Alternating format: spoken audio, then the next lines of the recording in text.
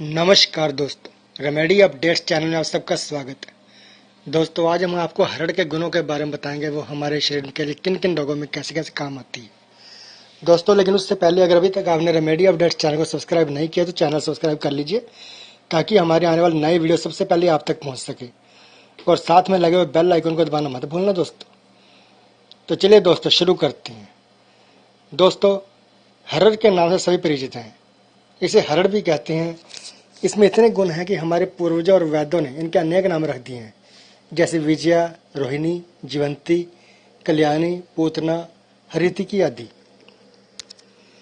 दोस्तों, यहाँ यह रोगों को हर लेती है, इसलिए यह हरड़ या हरितिकी है। वृद्धों की काया का कल्याण करती है, इसलिए जीवंती है। यह हरड़ जितनी नहीं होती है उतनी ही अधिक गुणकारी होती है।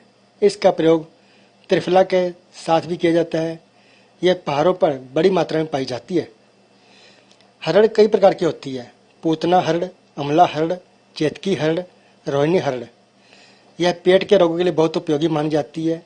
यद्यपि यह स्वाद में कसैली होती है, किंतु गुणों की खान है दोस्तों।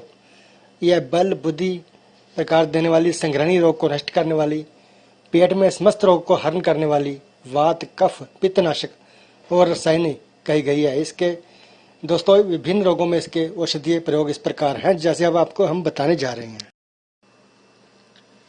दोस्तों, कब्ज तोड़ने के लिए हरड़ का प्रयोग घर घर में किया जाता है। हरड़ को पीस कर चूर्ण बना लीजिए। रात को 2 चुटकी चूर्ण में जरा से हींग तथा 1 चुटकी काला नमक मिलाकर प्रयोग कीजिए।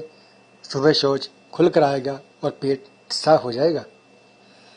दोस्तों, गैस होने पर, वायु विकार होने पर, मंदाग्नि के कारण पेट में वायु विकार उत्पन्न होता है। 2 दाने हरड़ लेकर तवे पर घी में भून लें, फिर उसको पीस डालें। इस चूर्ण को शहद या ताजे पानी के साथ सोने से पूर्व सेवन करें। 2-3 दिनों तक नियमित रूप से इसका सेवन करने पर पेट की वायु शांत हो जाएगी।